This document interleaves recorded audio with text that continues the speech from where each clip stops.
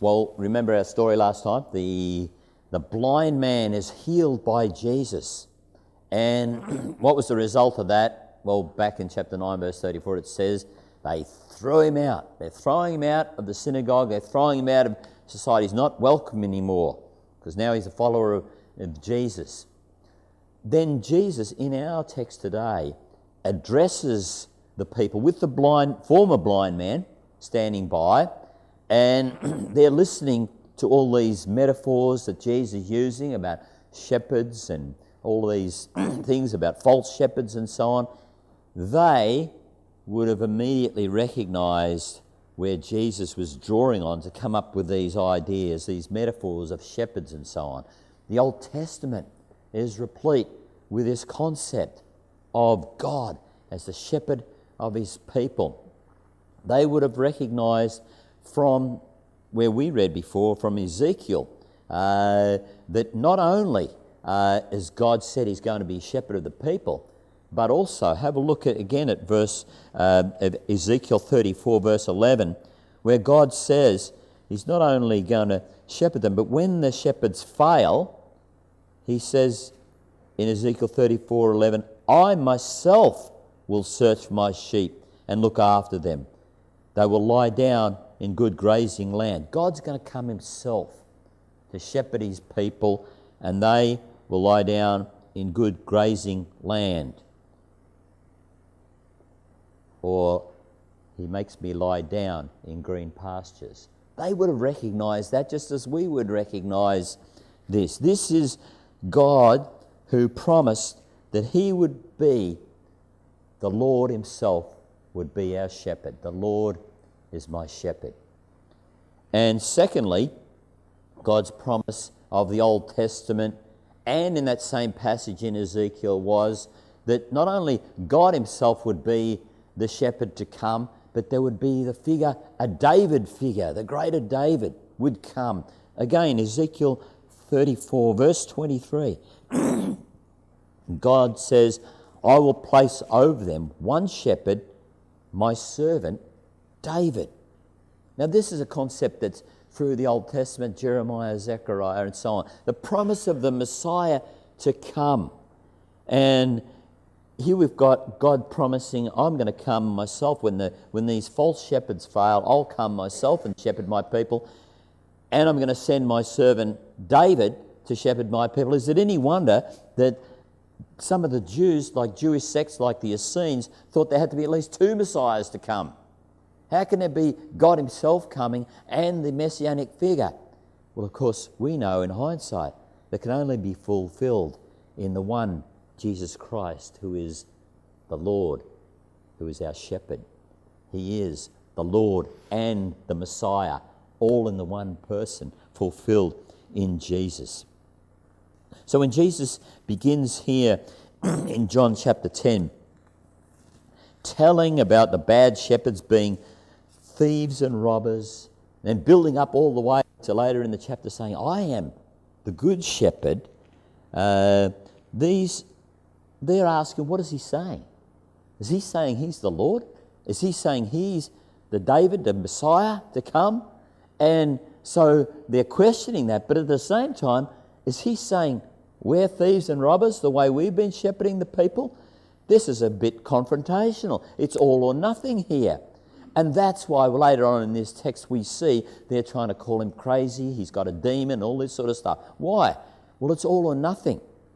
Either we're thieves and robbers or he's a liar, so we've got to prove him to be a liar and a crazy and demon-possessed. Otherwise, we're going to have to admit he's right and we're thieves and robbers. We're false shepherds. That's what's going through the minds of these Pharisees, these leaders, these false shepherds.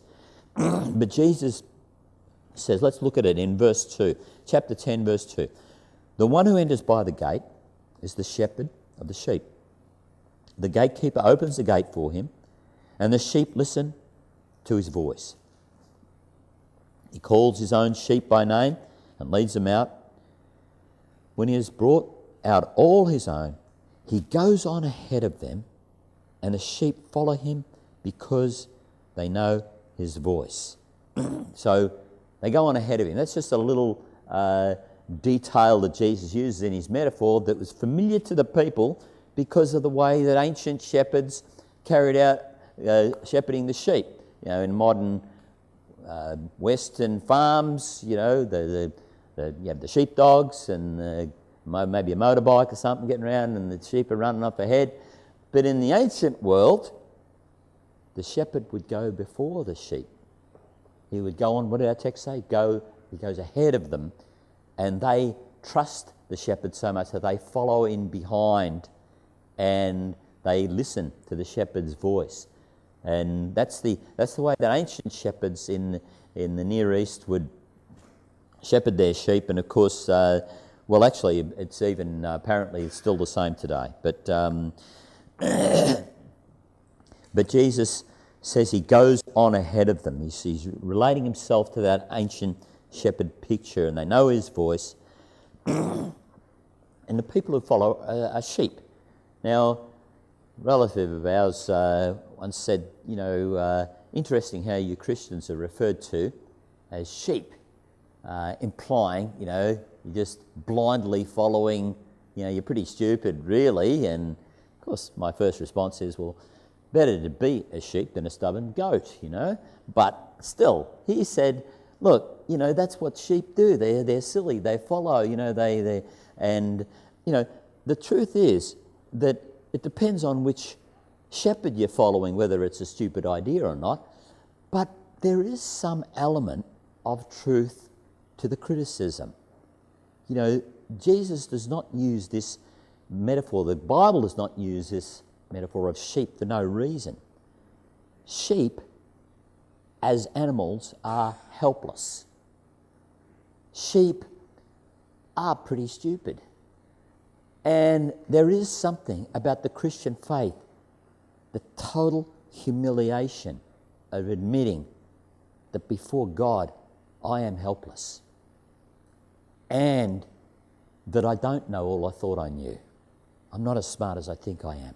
I actually need the shepherd. I need to be following him who does know all things and provides for my salvation because I'm helpless to save myself. Well, in verse 5, Jesus says, but they never follow a stranger. In fact, they will run away from him because they do not recognize a stranger's voice. And again, what Jesus is saying here in metaphor is very familiar to these hearers because that's exactly what sheep are like. I don't know whether any of you grew up on a farm. I had time on a farm when I was young. I don't know a whole lot about sheep, but I do know this much. They run from a stranger. And I remember I was in on a film crew, a corporate film one time, and there was they were filming a car. It was parked in this paddock on this farm, about a 30-acre paddock, and there were all these sheep scattered, you know, a few here, a few there, way in the distance, and the director's standing there going, man, if only we could get some of those sheep around this car, it would make the shot look so much better. And I said, how many do you want? And he goes, what? And he sarcastically goes, well, I want all of them. And I said, wait here. Now, you're not supposed to say wait here to the director, but I said, wait here. And like a madman, everyone's sort of looking around, what's this guy doing? I ran out, I jumped the fence, and I sort of started wheeling around in this paddock, and I sort of made it look like I actually knew what I was doing, you know, madness, running around doing circles and stuff. But I actually knew that sheep, as soon as they see a stranger, they flee and they run to each other and they go straight to each other. So I'm doing crop circles around this paddock looking like I know what I'm doing, but I knew that the sheep are just... And sure enough, after a couple of minutes of this stuff, all about 100 sheep have all got into one flock, and I just went round behind them and slowly, and again, they go away from the stranger. I just moved them right, and he had 100 cars all around the car. I jumped back over the fence. They thought I was the man from Snowy River without a horse, you know. But there actually wasn't anything to it. I just know how stupid sheep are and how afraid they are of a stranger. They always run from a stranger. That's what Jesus is getting at here. And that is actually what Jesus is getting at has happened with our blind man. He listened to Jesus. He followed you. Remember, he's going through those streets of Jerusalem. He's going to get that pool of Siloam. He listened to Jesus, but he ran from the false shepherds. When the Pharisees tried to question him, he stood up against them and resisted them. And in contrast, these false shepherds, they've excluded the blind man from the synagogue. They threw him out, remember. They don't hear the voice of the shepherd. Verse 6, Jesus used this figure of his speech, but the Pharisees did not understand what he was telling them. They're not listening. They can't get it. So Jesus tells them in no uncertain terms in verse 7, therefore Jesus said again, very truly I tell you, I am the gate for the sheep. What's he saying? I am the gate for the sheep. I'm the way in. Again, with the metaphor of the ancient shepherd, he is the way in. He says this later on in the gospel, doesn't he? Famously, I am the way and the truth and the life. Of course, he's talking about the big picture. I'm the way into heaven. And here he's saying it. I am the gate for the sheep. Now, we don't know everything about sheepfolds from the first century, but apparently some of the experts say that the paddock would be, they'd have a gateway and the shepherd would go to sleep in the gateway so that he would protect the way in and out for the sheep. And in effect, he was the gate. That's what Jesus is saying himself here. Now, how is Jesus the gate? Well, then he gets more specific later on in verse 11. I am the good shepherd. The good shepherd lays down his life for the sheep. That's how he is the gate. That's how he is the way. He lays down his life for the sheep. Now, what's fascinating is that your non-Christian friends and family get offended. You Christians think that Jesus is the only way, and they get offended at that, right? And you've got to tell them, it's not my idea. I didn't come up with this idea that Jesus is the only way. It's what Jesus says, and I follow him. We've got to make that distinction because people think Christians are arrogant. Now, if you want to say anyone's arrogant, tell Jesus that. Because he came up with this idea that he is the gate, and then he goes on later in the following verses after he says he's the gate to say everyone else are thieves and robbers. So he's pretty specific about the fact that he is the only gate here, the only true gate. We've got to stop trying to make our witness to our non-Christian friends more complicated than it needs to be. And getting them all, they think that everybody else, they assume that all of the other religions and philosophies are offering a gate. You're just one of them. You think Jesus is the gate. What about those Buddhists? They think Buddha's the gate. Muhammad's the gate for the Islam. Wait a minute. Stop right there. No, they don't. Jesus is the only one who's offering a gate, a way to take away your sin when he says, I lay down my life. Now, all the other religions, they're agreeing there's a problem here. We're going to end up getting all this stuff we've done and, might do in the future. And there's a karma to pay, there's a judgment to pay. So what's their solution? Well, they've got to add extra rules and extra burdens of extra stuff you didn't even know about that you're not supposed to do that's going to get you into trouble. But what about a gate to get out? What about a way to be free? There's no freedom. There's no offer of freedom. Read with me from the Buddha scriptures. Karma. Dhammapada means the teachings of the Buddha. Read it with me.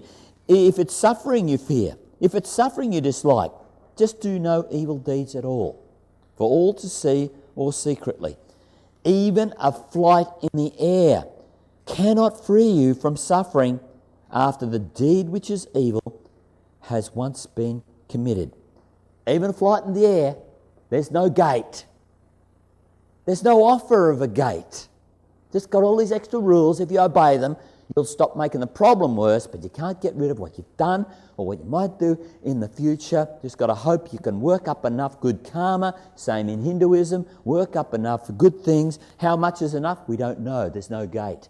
Just keep working at it and hope you'll get there. Same in Islam. Islam's doesn't have karma, but there is Allah's going to judge. And what is that judgment? Well, we're going to weigh up whether you've done enough, and even Muhammad says in the Quran he didn't know whether he'd done enough. No way of certainty that he's going to heaven. This is the founder of Islam, doesn't know. Why? Because there's no gate. There's no offer of someone who would lay down their life to take my place at the cross, to take away my sin, that I can go in freedom, into the presence of God. No offer of a gate anywhere except right here with Jesus.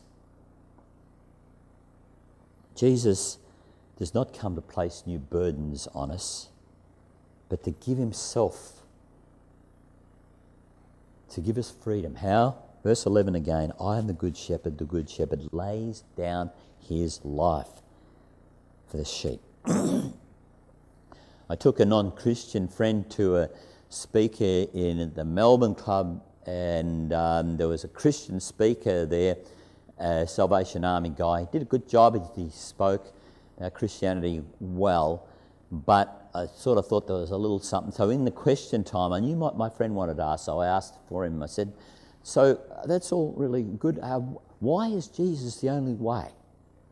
And the guy started talking about some Josh McDowell apologetics or something and all this sort of stuff. And, my friend said after, I'm glad you asked that question. I wanted to ask that question, but he didn't really answer it, did he? And he goes, what is the answer? And I said, he laid down his life. He laid down his life for us. The cross, where Jesus takes away our sin. No one else is offering to do that. It's of course the cross. He'd heard the gospel before, but somehow it had been missed. And here's this speaker, a Christian speaker. I'm sure he was a solid Christian guy, but he'd missed it too. This is the centre of all things. He laid down his life for us. No one else has even offered it. You can hear this gospel 1,000 times, even as a Christian, and still forget the very heart of what Jesus did for us, about what Christianity is, the centre of it.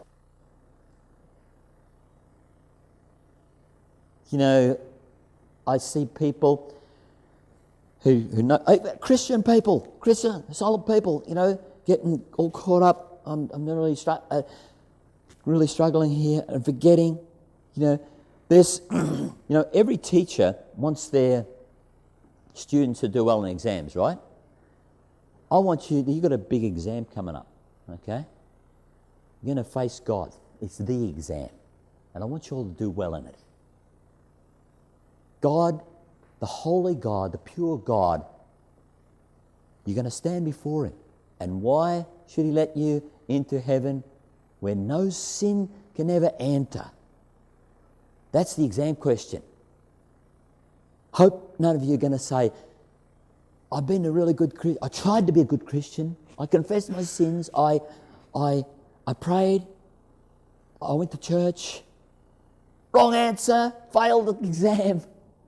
I'm going to give you the right exam in advance, the answer. when God himself, who no sin can enter into his presence, says, why should I let you in? You've only got one answer. Jesus, my shepherd, lay down his life for me. I trusted him. I listened to him. I followed him.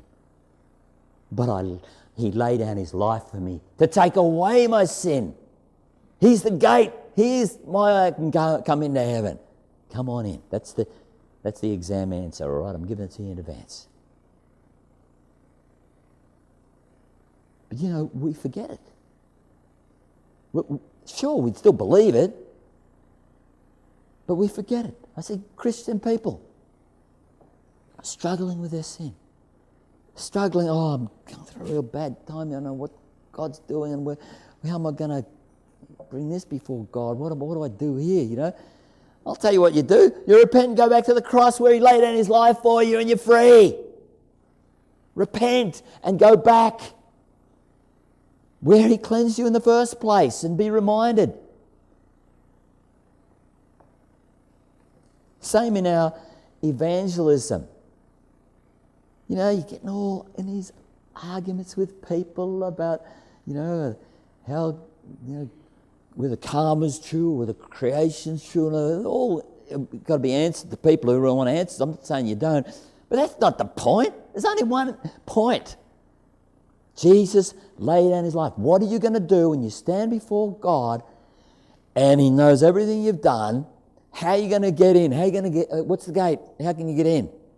Jesus laid down his life for me. Oh, but what about this karma thing? How are you going to stand before God and get rid of your sin? What gateway are you going to get in? Yeah, but what about the creation? Hang on a minute. He laid down his life for you. That's the only way you can get in. Did anybody else offer to do that? They're all thieves and robbers. There's no one else has offered a way. Why do we so easily forget? We're arguing with our non-Christian friends about things that wouldn't matter. It wouldn't matter if you can prove to them whether karma is not true or any other thing.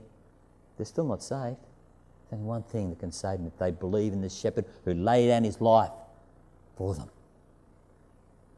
But why is it that we so easily forget the centrality of the very heart of the Christian faith? It's because there's someone who wants to steal, kill, and destroy your peace and your freedom. And get you thinking, looking everywhere, even looking at yourself. How am I going, Looking around everywhere except for one place, the shepherd who laid down his life. The simple message. There's a war going on in this world. There's a war going on that is in every fibre of every human being, saved and unsaved. A war against, you're just remembering this one message. He laid down his life for his sheep. I was years ago doing this comparative religions course, and this New Age lady was in there because it was a public event, and this lady came up to me afterwards and said, this idea that Jesus died on the cross for the sins of Christians, that's actually not Jesus' idea. He never said anything like that. It was the Apostle Paul. He made up this Christianity thing. Nothing to do with the real teaching of Jesus. I immediately recognised what she was saying straight out of those New Age seminar speakers. I've heard it before. I've heard it from liberal theologians and New Age speakers. They love to have a bit of Jesus in there, but hey, get away from this other stuff that those at Paul and other people had added. And here she is telling me that Jesus never said anything about dying on a cross for sins. And as you can imagine, I pointed to, Jesus said, I lay down my life for the sheep. I said, Jesus said, I give my life as a ransom for many. And she goes, no, it can't mean that. because she couldn't accept it because she'd heard those New Age speakers tell her, with certainty, Jesus never said anything about giving his life for others. It was just a idea of Paul and the Christian church and so on. There's a war going on. You see, even those New Agers, they love a bit of Jesus, as long as he's not the one who gives his life for me because I'm such a sinner that I need him to take my place. The humiliation of being a sheep. As long as I don't have to hear that, I'll have a bit of Jesus. I'll have as much of Jesus as you want, as long as I don't have the very heart of what Jesus says and does here. There's a war going on for this one gate. And it's repeated through this passage. Let's cover it again quickly. Verse 11 where Jesus says, I am the good shepherd. The good shepherd does what? Lays down his life for the sheep. Verse 15, just as the Father knows me and I know the Father, and I lay down my life for the sheep. Again in verse 17, the reason my Father loves me is that I lay down my life only to take it up again. And then again in verse 18, no one takes it from me, but I lay it down of my own accord. I have authority to lay it down and authority to take it up again. This command I received from the Father. This is the heart of this passage, but also of the Christian faith. Jesus laid down his life for his sheep, those who will listen to him and follow him. And you've got a war going on in your life to try and get you away from that one message. Jesus laid down his life. That means he died for us. Now, we always say, death is inevitable. Death and taxes can't get away from death. Yeah, because why is that death is inevitable? Well, because the wages of sin is death. We've all sinned and we all die. So have you ever thought about this? Jesus came to this earth. He didn't have to die. Some people might, in an act of nobility, give their life for someone on this earth, but the bottom line is they were going to die at some later point anyway. Jesus literally did not have to die. Just like Adam in the garden before he sinned did not have to die, Jesus actually came into this world sinless, never had to die. So when he says, I lay down my life, he really laid down his life. He did something that was horrific,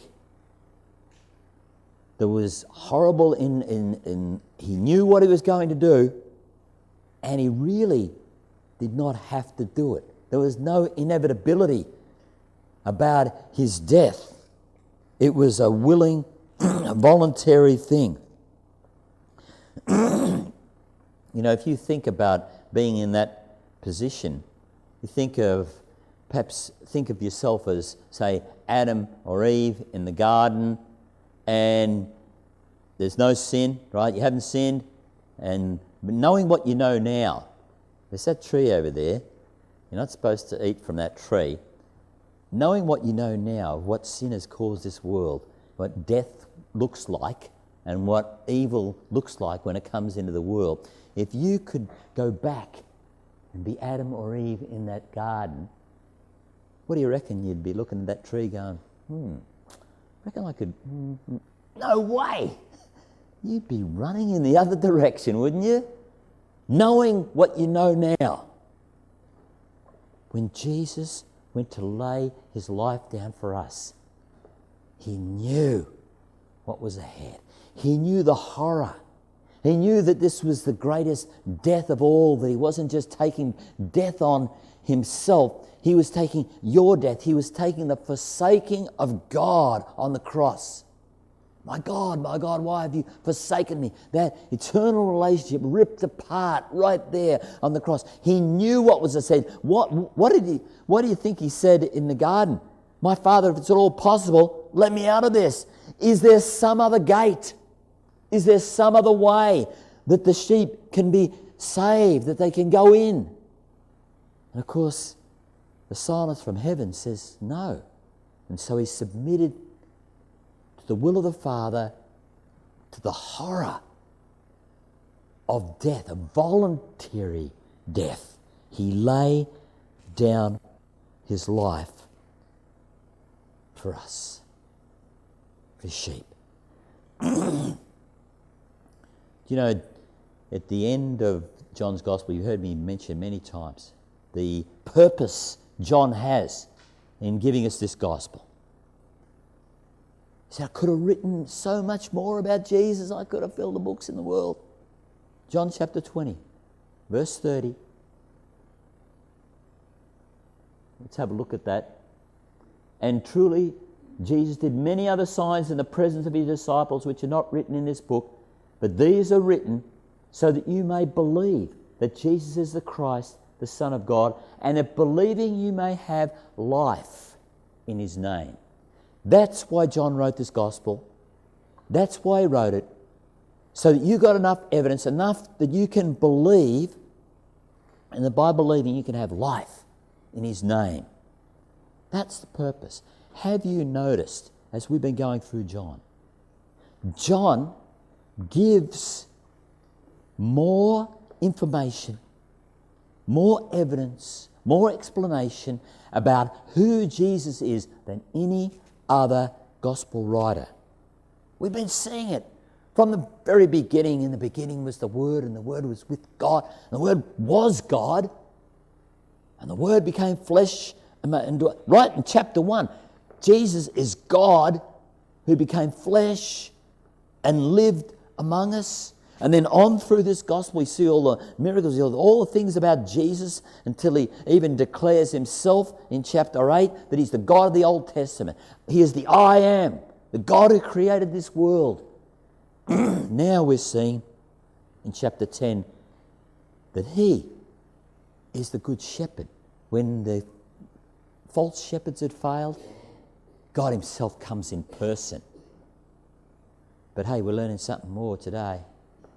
This same God who comes in flesh lays down his life for the sheep.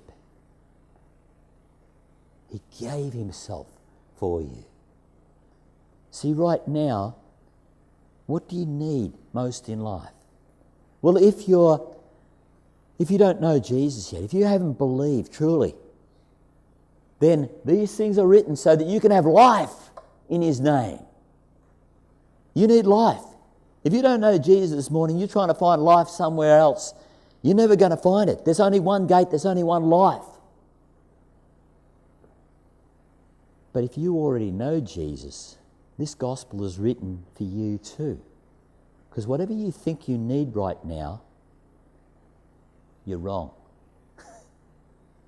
You know what you need right now? Christian, one of his sheep. You know what you need right now? You need more life. You need more of understanding who Jesus is. That's what John's teaching us. More and more for the Christian, for the believer already, to know more of who Jesus is. The very God of the universe came in person and personally lay down his life for you. And he is the same one who's walking right beside you now through whatever you're going through. If you will listen to him, if you will trust in him, he will work everything out for good. Why? Because he already promised he would when he said, I lay down my life for you, and along with that I'll give you all things. The Lord is my shepherd.